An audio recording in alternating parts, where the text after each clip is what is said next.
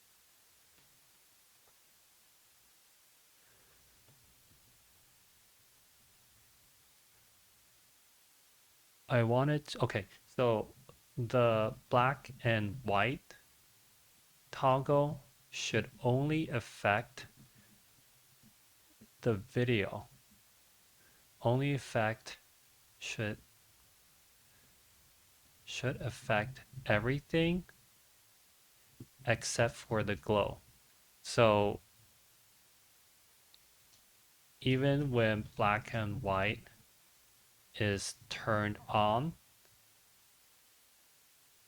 the glow's color is still visible.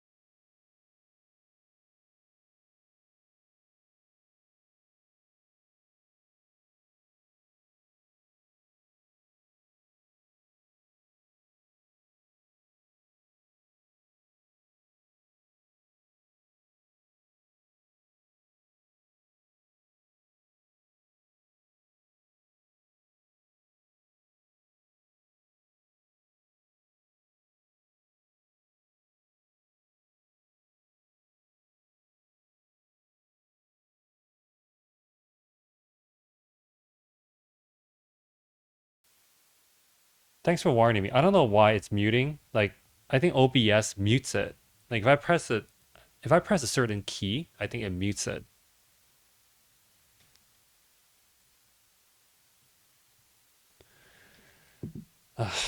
Thanks for letting me know. Sorry about that.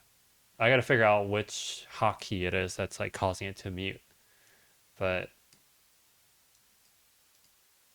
I think it's working. Come on.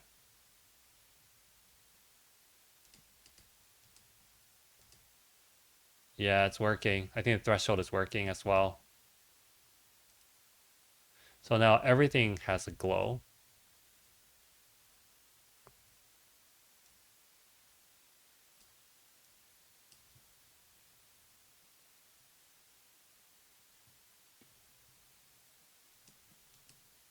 Okay, let's do a low distance. And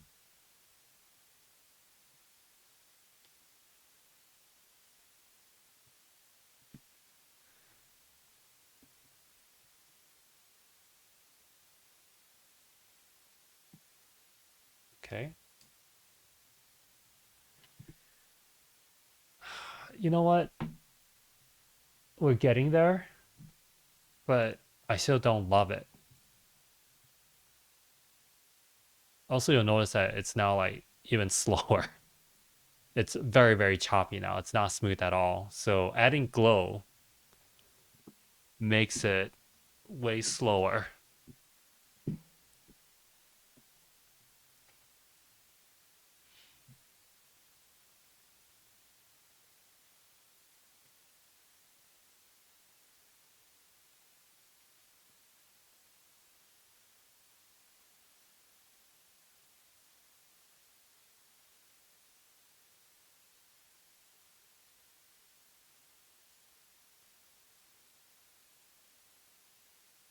This does not look good, but maybe I can tweak it.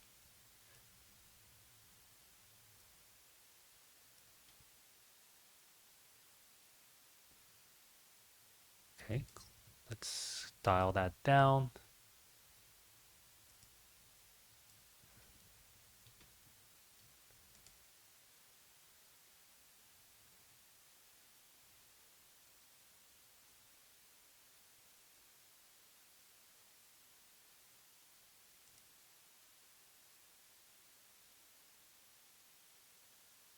Does not look great.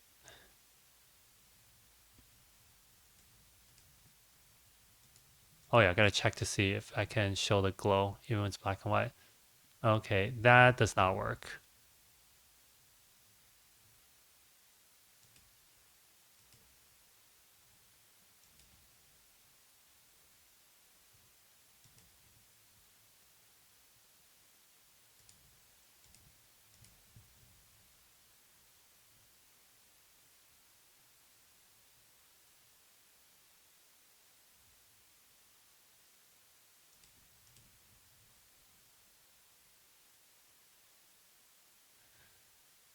All right, I don't love this. I feel like we're going backwards a little bit.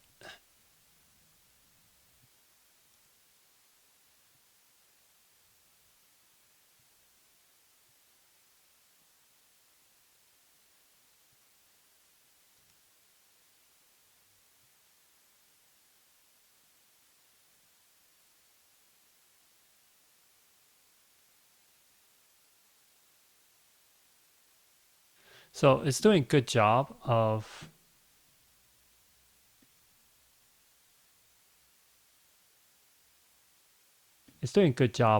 creating like this ambient glow, but it doesn't give you the individual pixel by pixel glow that I'm really looking for here.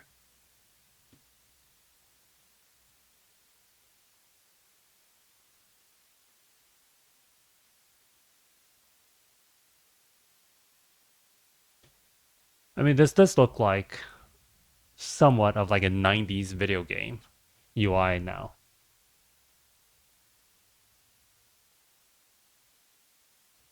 How would this look? Let's say I load an image, right? So let's go look at a nice UI.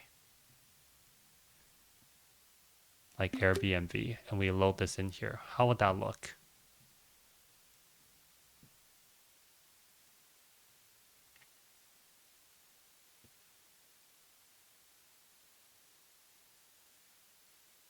Huh, that's interesting.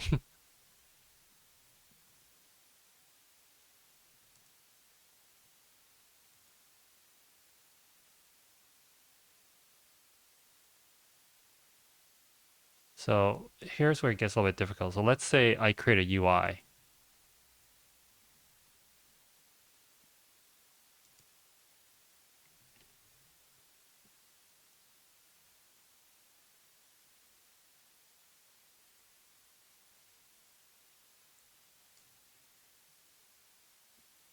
Hmm, I don't love it.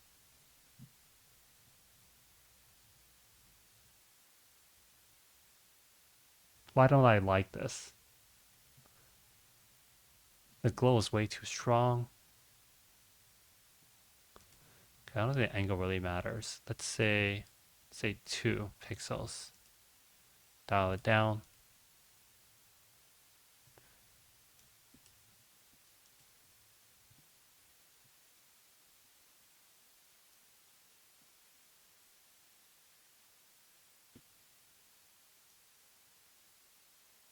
So I should have to create a specialized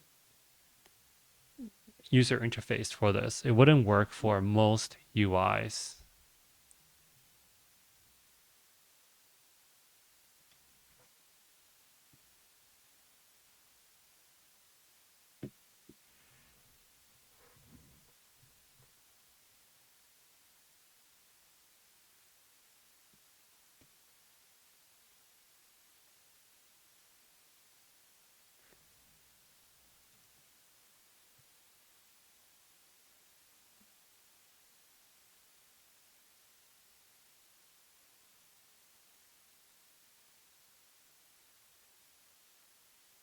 All right. Does it only work on dark mode? Yeah, that's a good idea. Robert, you're full of good ideas.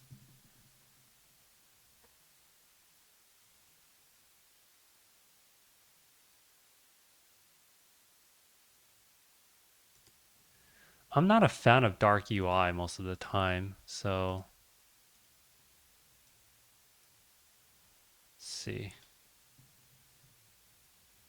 All right, let's just take a screenshot.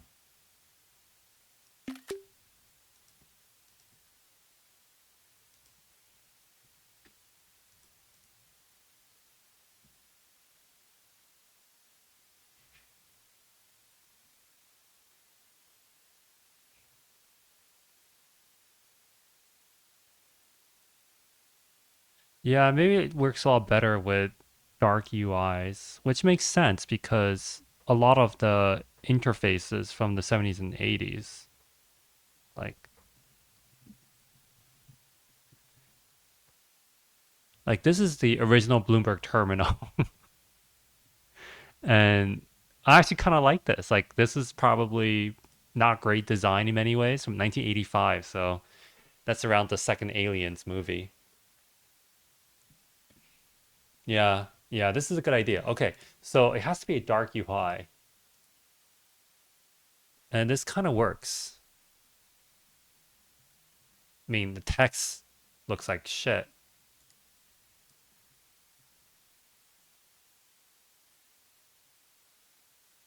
So I have to use specialized fonts, right?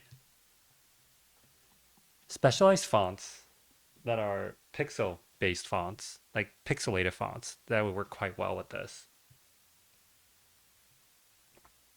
I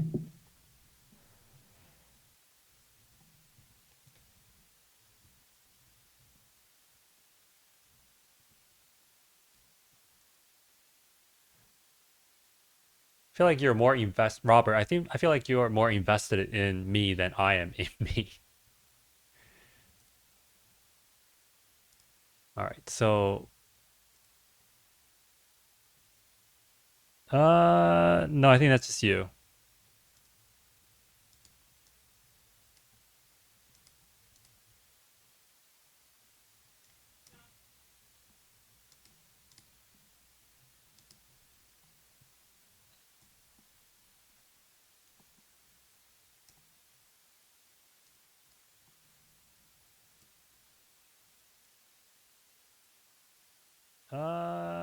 I think that's just you. No, it's actually sorry. It's not just you. It's everyone. I think only I just checked it. It's me as well.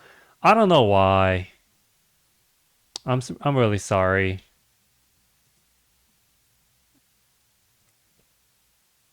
I don't know why. I don't know why I'm so bad at this, but I just am. No, I think that's just you. No, it's actually sorry. It's not just you. It's everyone. Oh, Kareem, you said you can have your types be a higher Z index than the layer. Yeah, that's a good idea, right? That'll wait. So what are we talking about? Are we talking about solving the glow issue with black and white? Yes, that would work. I am not super worried about that. I feel to me that's a solvable problem. I will solve it. Maybe I should just do that now. But I'm like really invested in getting this glow to look right.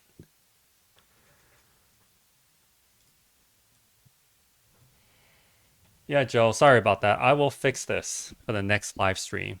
I am not very good at OBS. This is all very new to me. I'm not like a big live stream person. But yeah, if you wouldn't mind letting, DM me, my profile allows you to anyone DM me, even if we're not connected, just message me. Let me know like what I'm doing right, what I'm doing wrong. This is all just a test for me, but I want to be entertaining in some ways. Like if this is just really boring, be so kind as to, you know, just be honest with me. Tell me that I need to like mix it up, make it a little bit more entertaining. I can work on that. But yeah, it's hard for me to like really think this through and do live work, public work, because a lot of this is just like deeply embarrassing because you watch me screw up so much. Funny enough, I feel like I'm like half decent at vibe coding. Like I can get what I want out of it within the second or third prompt each time. But when it comes to like live streaming with like the microphone, yeah, I have no luck with that. I'm like so bad with it. So yeah, this is kind of working. I don't hate this. So what I know is that if I work on a UI, the font needs to be really big and needs to be like an already pixelated font. So this is with the glow.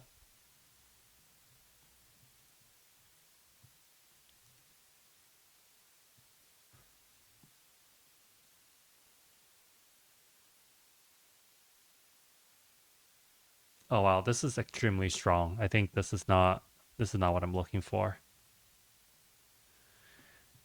All right, so let's put the distance back.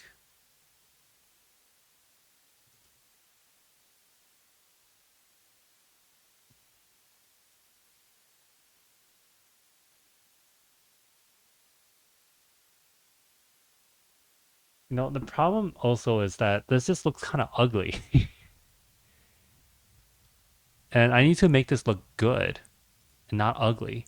So I downloaded this terminal theme that I quite like called Cool Retro Terminal.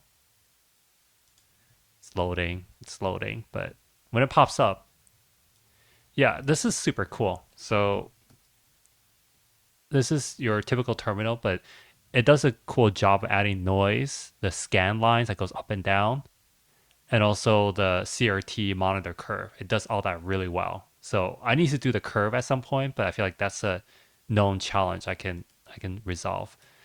But yeah, I need to play with this somehow.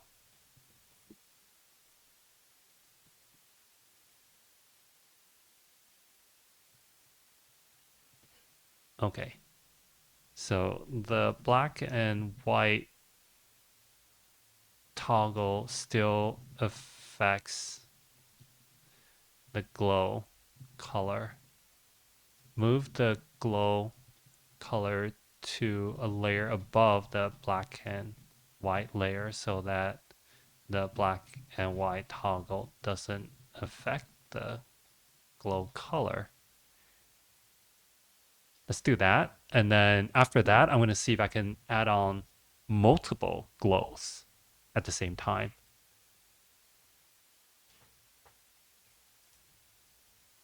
So let's say 2 pixel.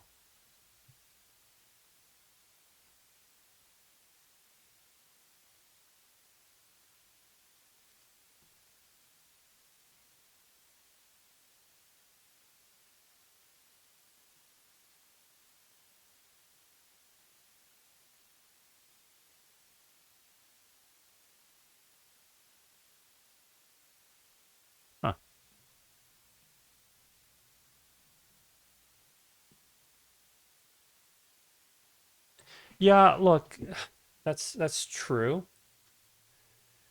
Airbnb is not a good example, but figured I would try it anyway.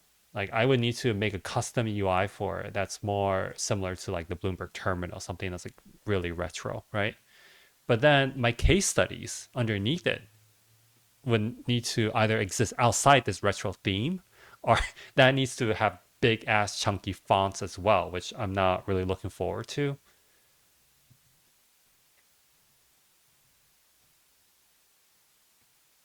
I mean, this is it, but it just doesn't look as good. I don't know why.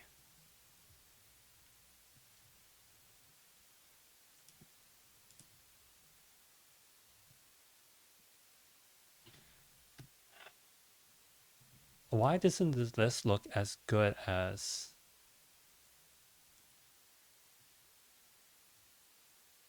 it just doesn't look as good as the one I see in the tutorial.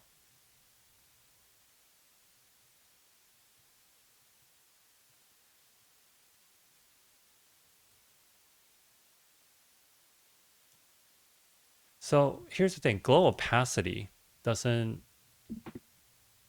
I mean it's 100% opacity, but that is not 100% opacity. This is like maybe 20%. So I can actually crank that up even higher, right?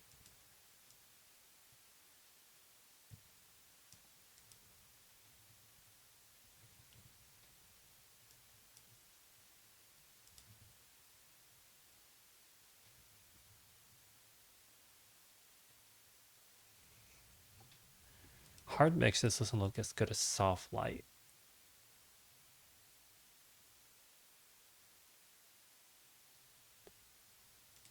All right, let's say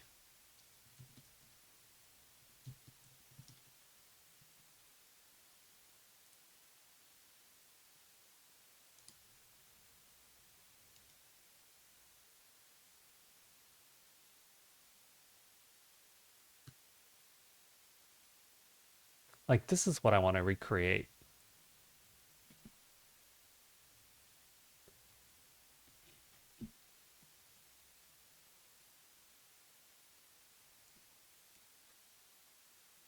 I mean, that's what I just put a cool retro terminal, right? It's it's got that really nice glow to it.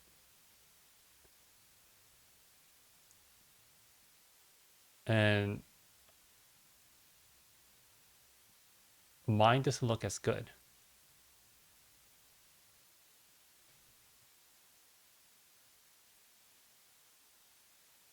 Is this because it's that vibration, that shakiness?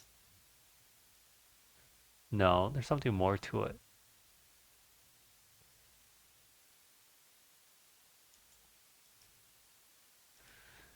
All right, let's look at this.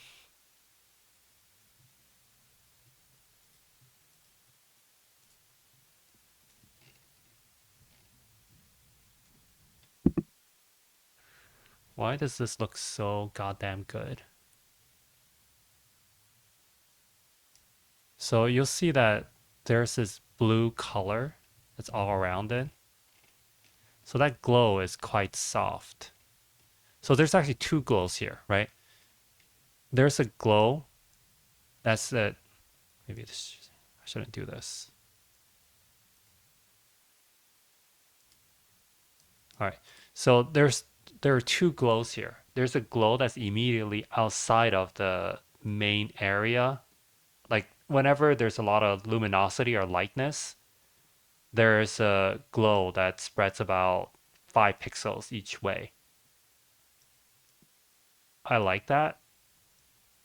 And you have that glow here as well, right? So this is like low, this is dimmer than this, so the glow doesn't go as far.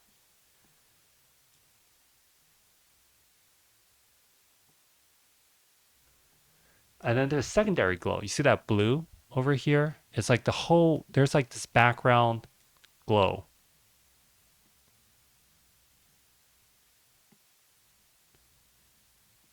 Because it's never truly all the way black. So I need to emulate that somehow. I create two glows.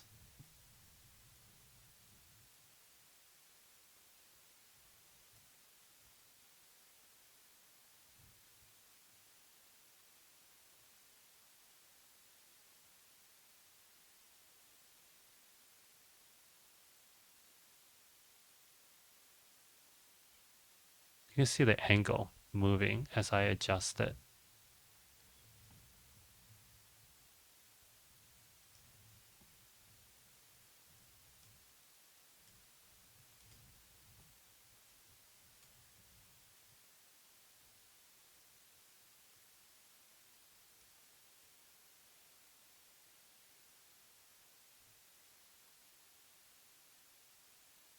Okay, so I think I got the main glow that I was talking about.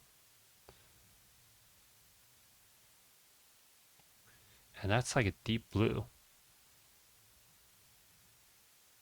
Okay, it's a light blue. That was a deep blue.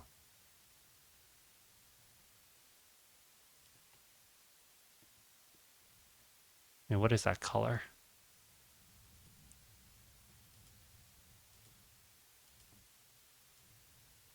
It's this blue. Okay, I'm getting pretty close to it.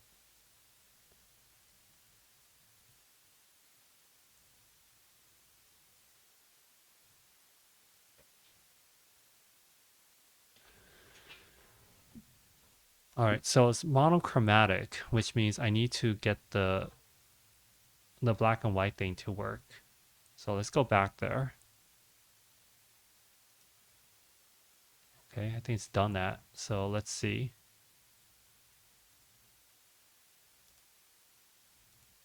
Let's refresh it.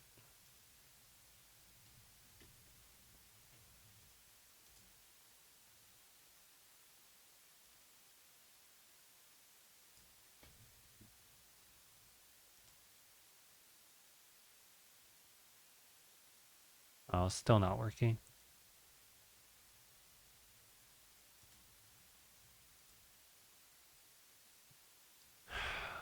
Good attempt.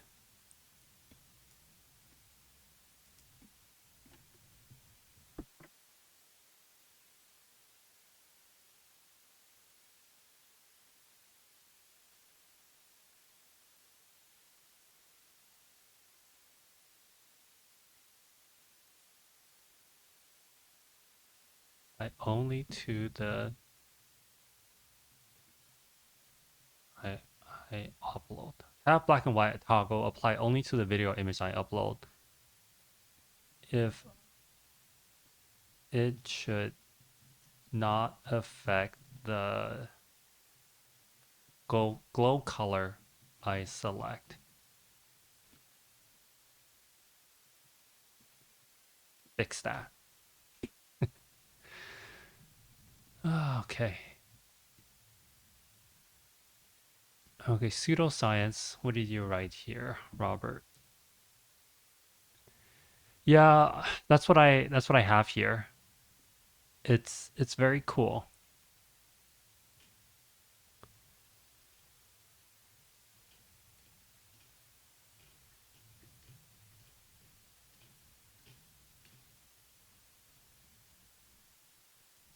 This is my version. I need to toggle it. Actually, I don't even know how to toggle it. I need to read the instructions to figure it out. But yeah, like I can probably take the color schemes here and apply it, and it'll go pretty far for me.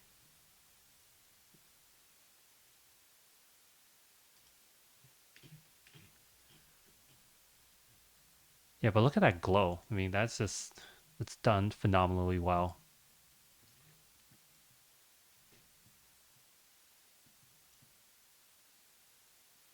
So there's a gentle glow around all the letters, and then there's a bigger glow. Okay, so I need to have two different glows because right now I have a threshold, right? The threshold, like I've added the like a very low level blue glow. It's hard to see. Yeah, there we go. Because I turned the threshold down to 0. So that's one glow. And then once I get the black and white thing to work, I'm going to add a second glow on top of it. So we need at least two levels of glow in order to emulate the console view.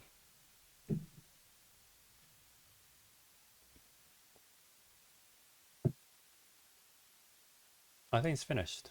All right, let's try that again.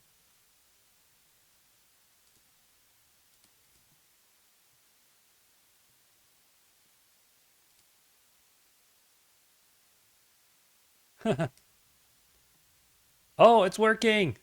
It's working. Fuck yeah.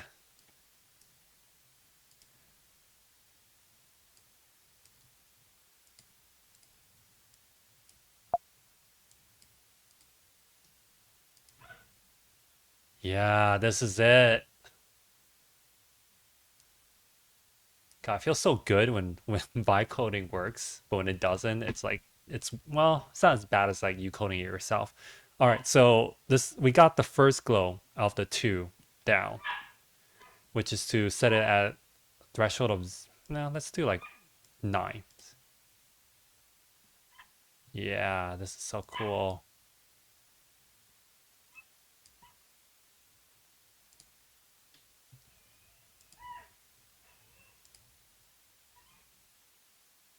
So it's got like this nice green tint to it. Wow, we did it.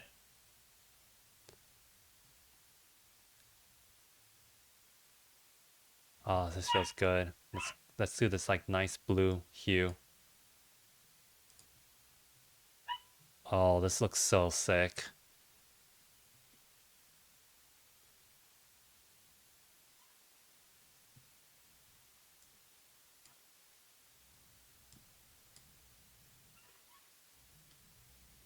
I don't know why the color keeps changing.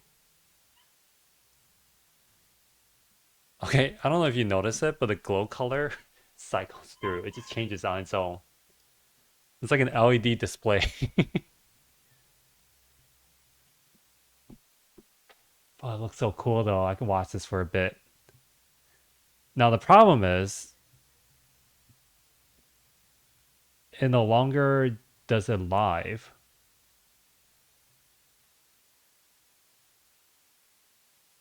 So it's I don't know if it's like slowing down my browser so much or I broke the code and it only does like okay, so it just slows down the browser really badly. So if I shrink it, it works. Anthony, I'm using cursor right now, but it actually works the same on magic patterns. And right now, I'm a pretty big fan of magic patterns because I like the founders. They're cool. They're accessible. The cursor founders are not accessible to me, sadly speaking. But yeah, this is so cool. Okay, so I'm getting really close to setting this up. Oh, this is so cool. Fucking love it. Okay, so that's part one. Now add another. Well, actually, no. Before we even go that far, because I feel like we've done a lot of work, and I don't want it to. So I don't want it to like mess it up, because I feel like I can prompt it again, and then it'll like mess something up big time. So I'm gonna go into the because right now you have agent, plan, and ask functions. Agent, I think, changes the code base. Ask, you can help like learn what it's doing, like learn how to code. Ask it for explanation. You can ask it to do certain things back to you. So I'm gonna say um, re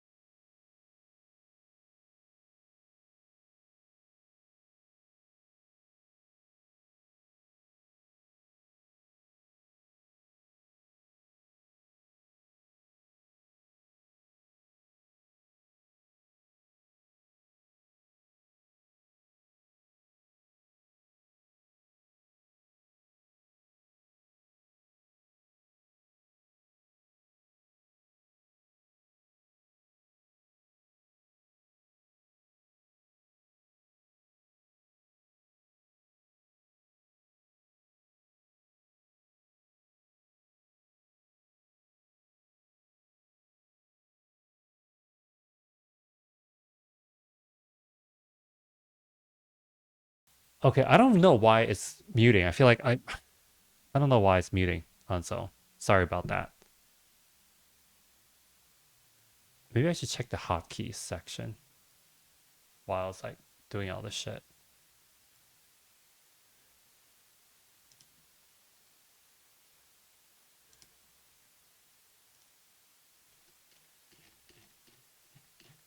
Okay.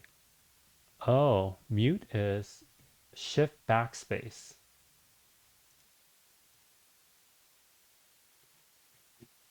But why would I press shift backspace? Should never actually happen. All right, I turned off the hotkeys. Hopefully that fixed it. And okay, so here is the prompt, which I'm going to paste back in.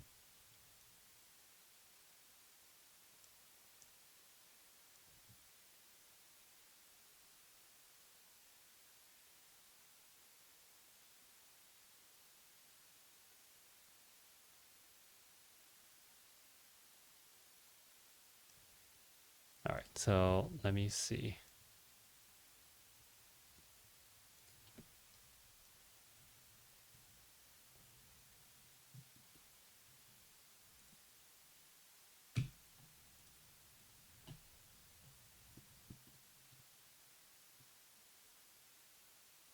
Here's the prompt to recreate my design. Here we go. You can check out my Notion document at OnlyFAANGs.design. And you can get access to this if you want to build your own version of this. But why would you want to do that, you know? All right, so let me go back to agent and then add the ability to, okay, how do I rephrase this? I want to be able to add multiple glows.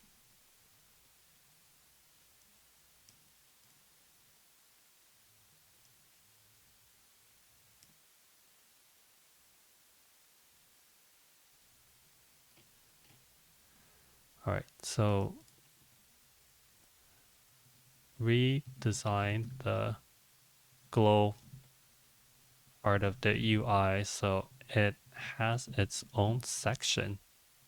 Make it more space efficient so it doesn't take up so much space. Then add the ability to add and toggle up to 3 separate glow filters that are independent of each other. All right, if that works, then we should be pretty close to emulating the designs for the CRT monitor. I mean, there's still a lot of shit to do, don't get me wrong. This is just the start of it, right? So like we haven't done any of this stuff. We've done the large glowing pixels, and that is it. Fuck. Okay, like this is my opinion of what retro UI, like what it looks like and how it works. So I spent like 2 days just getting large glowing pixels down. And then we got to get it to like blink and flicker and color shifts, distortion. I feel like if I do all these things, the the UI is gonna be so slow that it just crashes most people's browser. I'm on a M1 Ultra processor. Now M1 is, I know it's old. It's like 4 or 5 years old now, and we have like M5 processors for Apple. But the M1 Ultra is quite good. Like it's neck to neck compared to the M4 Pro in many ways, except for like AI stuff. But I'm not running local AI models, and the rendering for like video editing and everything else is quite good. So I should have a more powerful computer than the vast majority of users out there, and probably compared to even most designers. And already it's slowing down my browser significantly. And this might be quite bad for, you know, an actual job hunt because recruiters aren't going to look at your portfolio. Like they're not going to wait for it to load for like 10 seconds. They're going to pass immediately if it takes more than a few seconds to load. But if it's really cool, then maybe they'll spend a few more seconds to look at it. Anyway, it's yeah, it's still loading.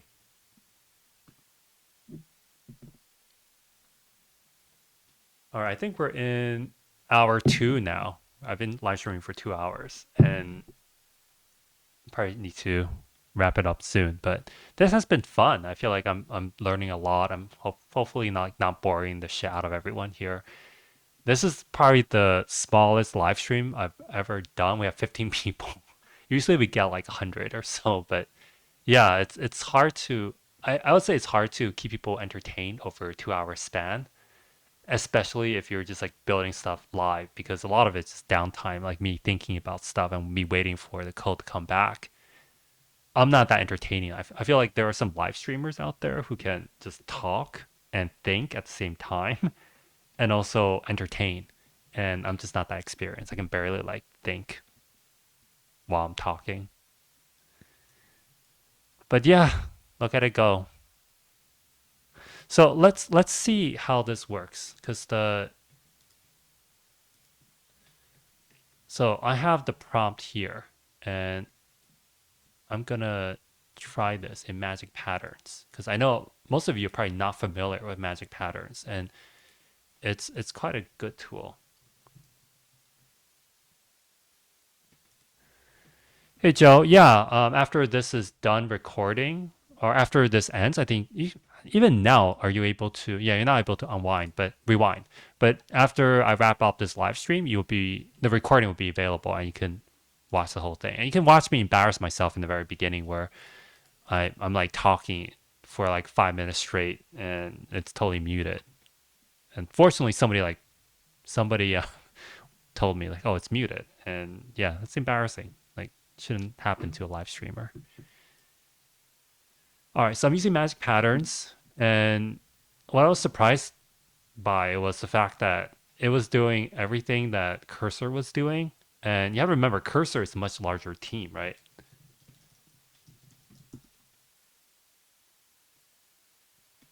Okay, they have 30 employees. 30 is not a lot considering how much money they're generating. But they have 30 people. And Magic Patterns is just two people. It's Teddy Nee and Alexander Danilowitz. I can't pronounce the last name, but it's two guys, just two guys who are building this shit. And their tool, I would say, is almost as good as Cursor, and it's just two people. Yeah, so watch out for them.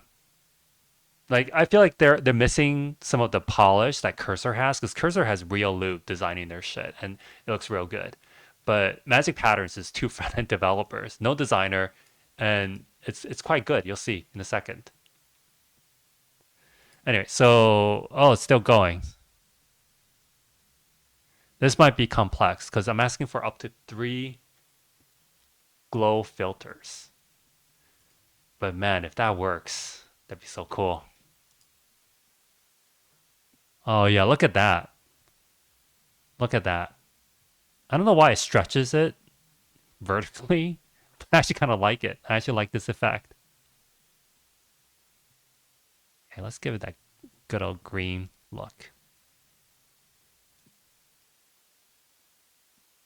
So let's do purple. It's too similar.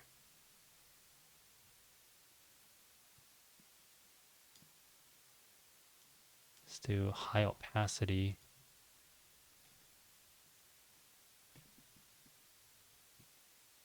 Yeah, that's pretty cool.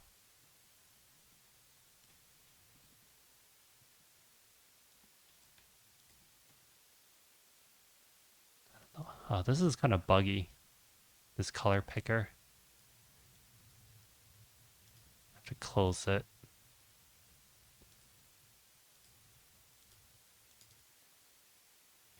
Oh, it's so slow. Wow. It was buggy because it was so slow. And it's like going through all the different colors I chose earlier. This is literally like 5 or 10 seconds behind in terms of lagging. Yeah, maybe this is a bad idea because like this is such a cool UI, but I don't think it'll actually work. Like it's just so not performant. All right, so this is what Magic Patterns made. Oh, look at that. Look at that gradient. How tasteful.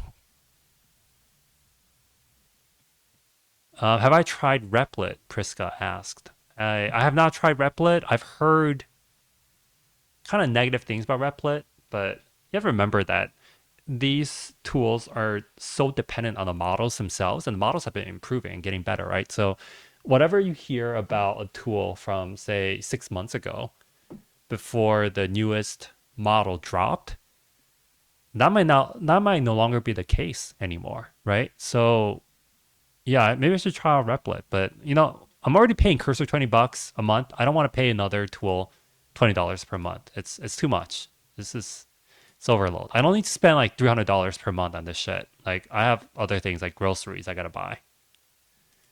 Groceries are expensive these days.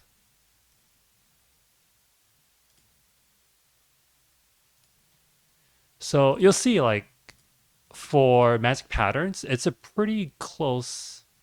Let's see how well it does. Yeah, I mean it does it. Yeah, I see.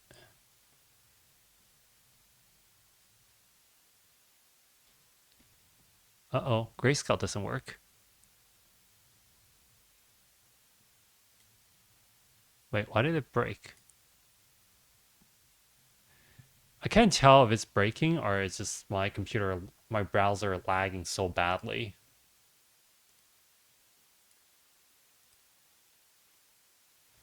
Yeah, probably cannot run two instances of this at the same time. My browser would not be able to handle it. All right, let me go look at magic patterns and refresh it because it was working a second ago.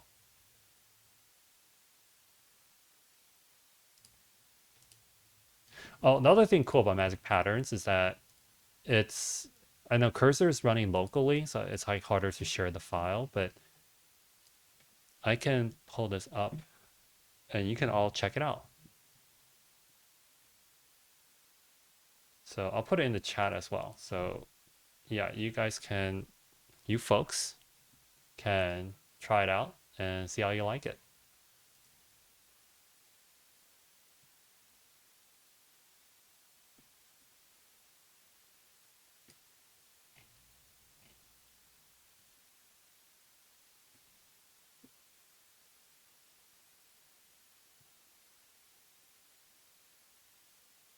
Okay, so it's working.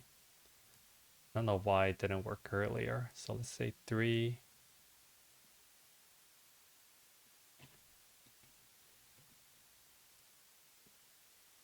God, so slow. Oh, look at that. It's so cool.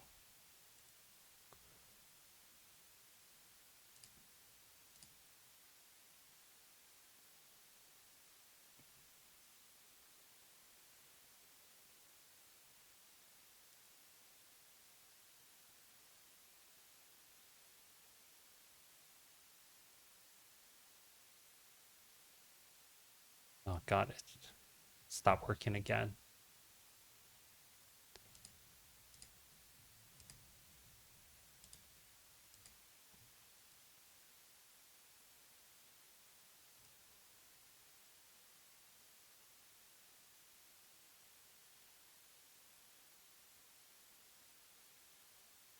All right, it's throwing an error somewhere, but for a magical second, it was working.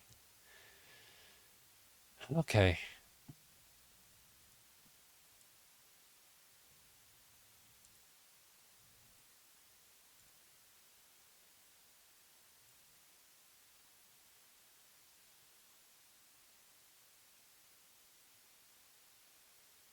I feel like it works for a few minutes and then it just stops working.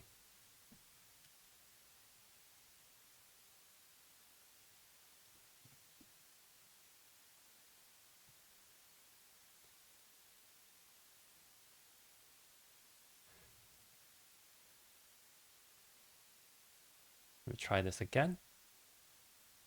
One last time. And then I just want to make sure the glow works, because if it does, then we're in a pretty good spot.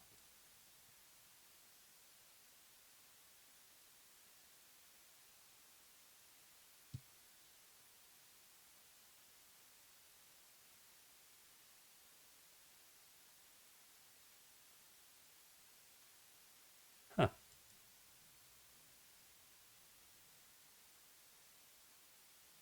Okay, the glow is not great on this one.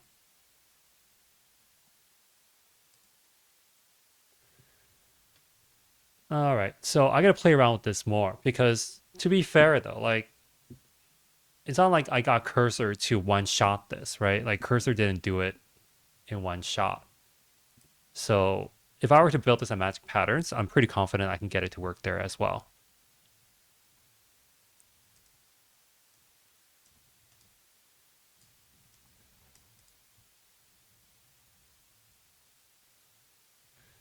All right, so it's lagging, but if I shrink it, yeah, now it's working again. But it breaks the UI a bit. But that's all right. I don't really care about the UI. I mean the control panel. All right, so let's refresh this and see if oh wait, it's still working. Okay, it's working for a while. It's been going at this for a while. I probably used up all my tokens, but whatever. Meanwhile, Erica asks, "Love what you're doing. What are your thoughts on how these tools and platforms will impact jobs for UX designers in the future?" Was considering moving from marketing to UX design and getting a certificate, but not sure how the industry will look in 2 years. Yeah, great question. I am not, first of all, I'm not a fan of certificates because, from a recruiting standpoint, hiring standpoint, at no point have I ever seen a hiring manager, recruiter say something like, wow, this person has a certificate from so and so, like NNG or like, you know, what are the other places? Brain Station or General Assembly and be like, okay, well, with this certification, we feel confident we can hire this person. Certifications don't really matter. You're just as well off, learning it on your own, getting to the same skill level. I'm not saying learning on your own superior to going to a boot camp and getting a certificate, but like the certificate itself is not proof enough that you would be a right fit for a job. So I wouldn't think about it too hard in that sense. But where would it be in 2 years? It's hard to say because one, I don't think any of us can really predict what's going to happen. We're not sure if people like if employers are going to see this as a productivity increase and then see the value in doing more. There's a principle that somebody else the founder of Builder IO talked about that I thought was really interesting and smart, which is how when we came out some I'm butchering this analogy, but like when we created cars and made horses and other modes of transportation obsolete because cars were more efficient, and it actually increased our travel because it gave us more freedom, right? and and it actually created more jobs for drivers and for people who are part of the transportation network. And the thinking is that for designers, if we're able to harness these tools, we can then create more. Like, yeah, for sure, like whatever I just made in the last 2 hours, even if I were an experienced developer, it would probably have taken me days to create. And it would take me like weeks to just learn the frameworks to make something like this through trial and error. So this is a much faster shortcut. Now, is this code usable in production? Probably not, but still pretty cool, right? Like it's a good proof of concept. And I can imagine this is good to prototype with and then show developers and they can make it and stuff. How would it affect jobs? It's hard to say. I think it's challenging right now for a lot of designers. The market shifted quite a bit, and I no longer recommend people switch into UX design like say 2 years ago during the hiring spree. I don't think AI is the biggest reason. I feel like layoffs were happening before AI even took off, and I think a lot of employers are using AI as an excuse to lay off people and to reduce headcount. So a lot of pressure is coming against design, and I don't think AI is necessarily the driver for it. I also don't think the tooling itself is the reason why designers are being laid off because the tools itself are not useful and powerful enough yet to replace designers. And it's questionable whether or not it would actually be good enough in the future. The other thing I think about is that design is such a high level thing that if AI were to get so good at it and replace designers, it would already have replaced so many other jobs, like swaths of industries and jobs out there that designers would be like one of the last people to get screwed out of a job. So at that point, I would say the economy or the industry is like so screwed up in tech that or in anywhere that um, yeah, it's kind of like it's kind of like thinking about how somebody wondering what if the banks collapse? What if society collapses? Like what do we do with our investments? And the answer is like, well, if we get to that point, we shouldn't even be worrying about our 401k and our retirement plan. But we're probably like thinking about how do we survive roving, you know, groups of bandits and figuring out where we can get food and survive, right? So it's kind of like that. Like if it gets that far, then I think there are some bigger issues we should be talking about. But anyway, I've gone off the rails here, but this has finished and hopefully this works now. So let me refresh it. Oops. Ooh, okay. So glow one. I can add glows up to 3 glows. All right. All right. Okay. We're in business. If this works, that'd be pretty cool.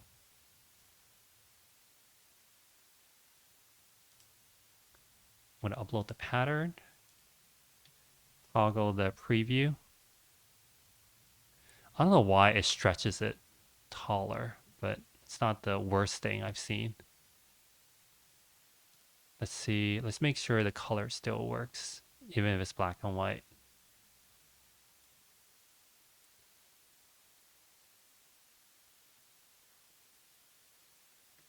Okay, so let's remove the other glows. Just focus on green. Oh, I don't think it's working.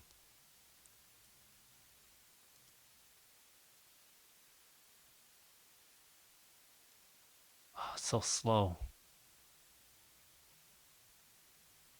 The color picker is so slow. It lags behind about like 10 seconds. Okay, I don't think it's working.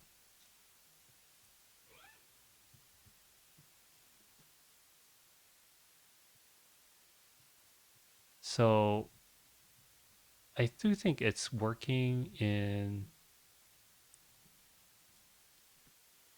It is working in terms of the colors, right? Because it looks darker. Because when you add blue to red, it's going to create a darker color. So what if I added green?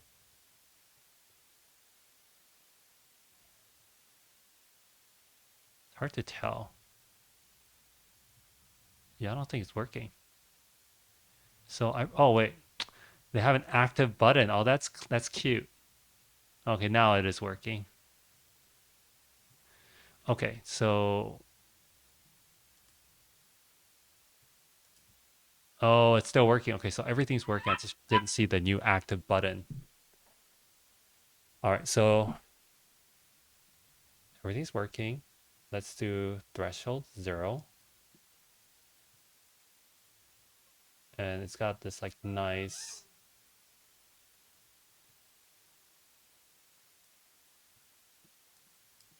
red glow. Okay, so I don't want red. I actually want like a dark, deep blue. Okay, it's got that.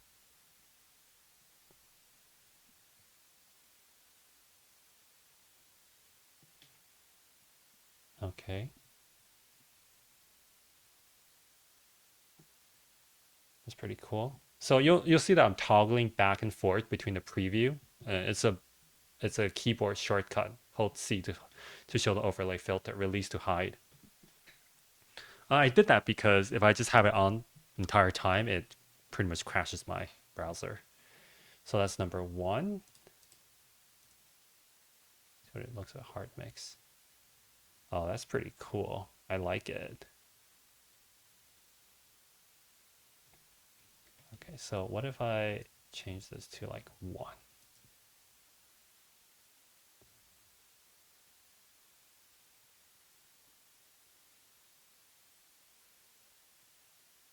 This is cool. Okay, so we got one color down. Let's add another color.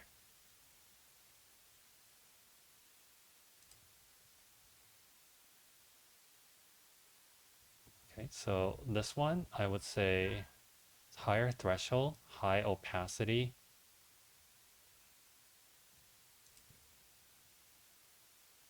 Let's give it a different color because it's hard to see it.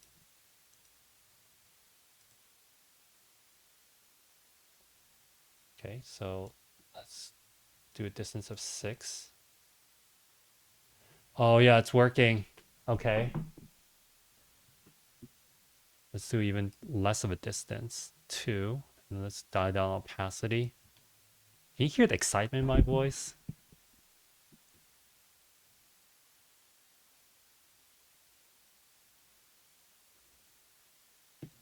This is good.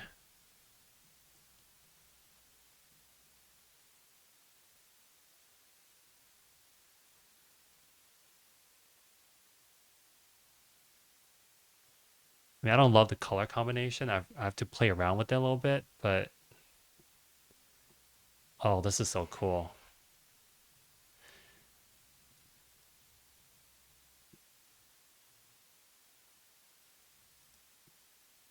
Give it a different angle.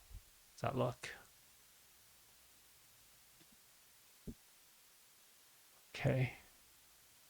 Working. What do we add a third glow? I don't think the third one's really necessary, but like, why not? Let's go for broke.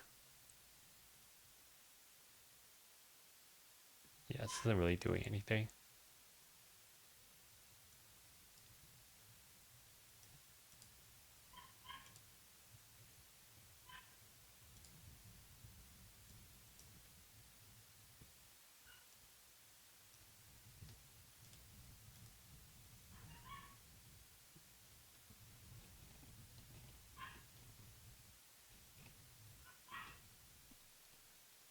I missed the new messages. What is Babylon? Oh, Babylon JS. Yes, I saw that.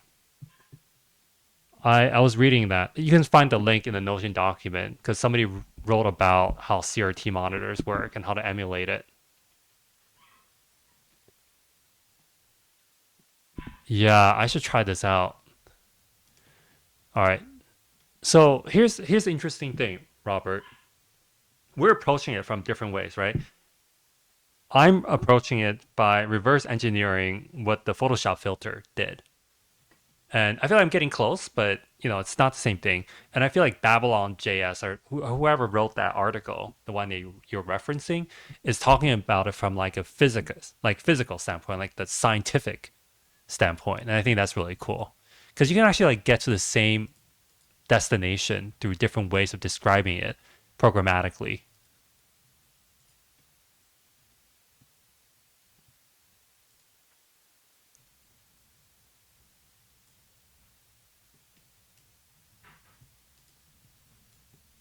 So what this does is let me add the threshold to different ones. So depending on like how bright something is,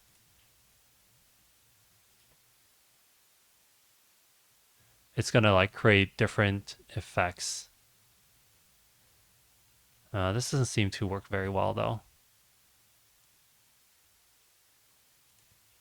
And it's like crashing it to the point where it'll just like go back to the original video. I mean the start of the video. All right. So all 3 filters are activated. You'll see the frame rate is like it's like 1 frame every 2 seconds. Or like 1 frame per second. And the original video is probably like 24 frames per second.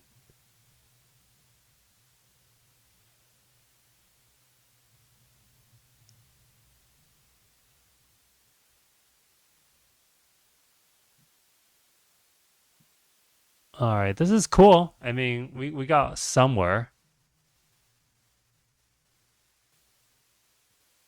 What other videos can we download and watch?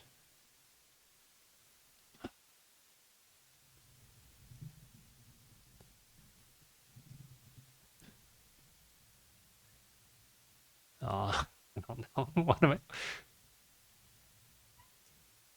Oh, I know what I want to download.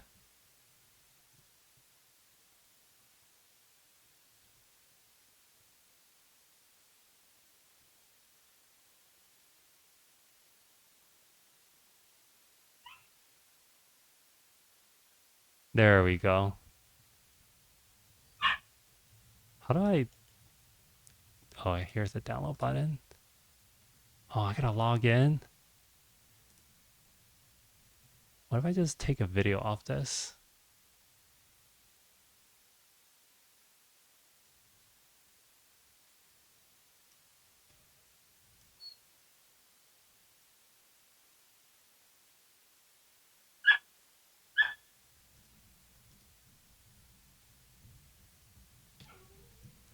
All right, that's enough. And now I have a video of Miley Cyrus and a wrecking ball. And then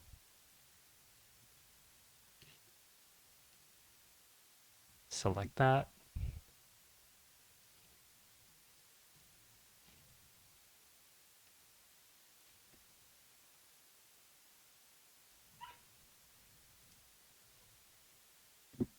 All right, we're in business.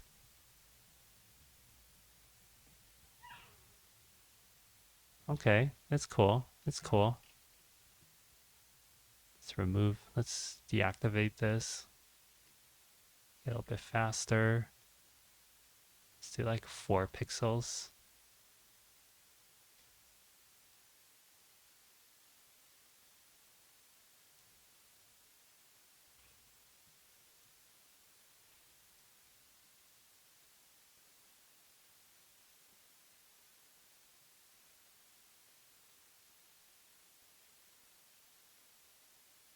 It's not bad. It's kind of cool. I think it needs more tweaks.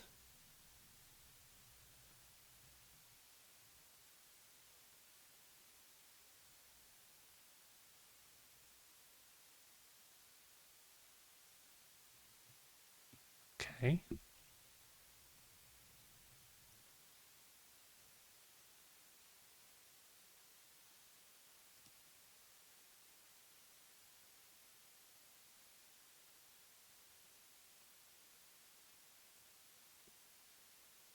Man, this color picker is like the worst.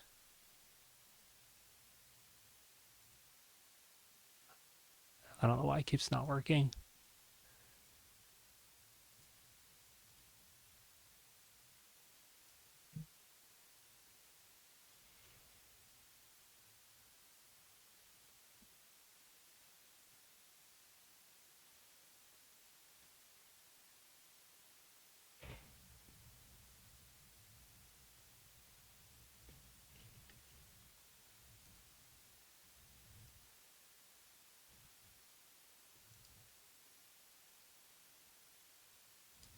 Okay, red doesn't work well for this.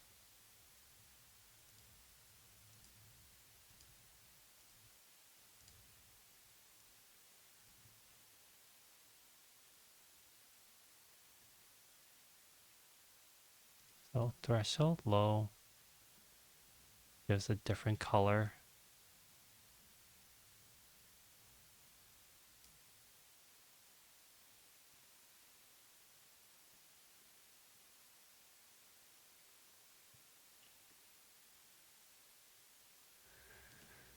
All right, my computer is like on its last legs.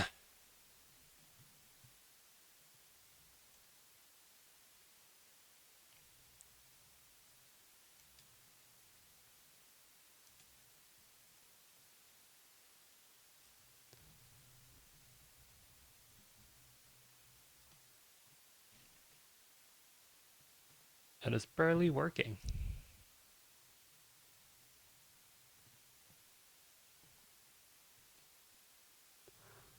Oh, that's pretty cool.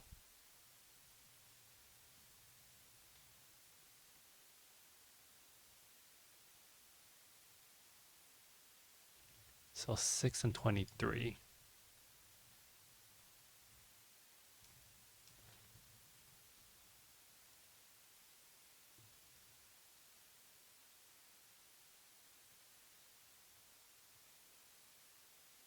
All right.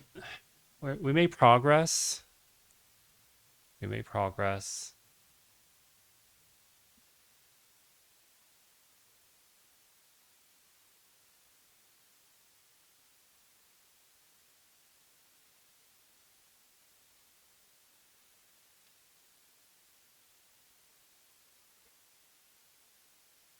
All right. I'm tired. Thank you everyone for joining in today, watching this. It was challenging at times, but I feel like we made some progress. Let's see if I can finish it up tomorrow and get it to a good place. Everyone, thank you so much for commenting, asking great questions. Robert, you're the MVP. Thank you so much for all your advice and your ideas, and also letting me know when I was muted. Hopefully, next time I'll have all this stuff fixed and figured out, and I'll see you all soon. Take care. I'm gonna go grab some dinner. It's almost like 5 p.m. here.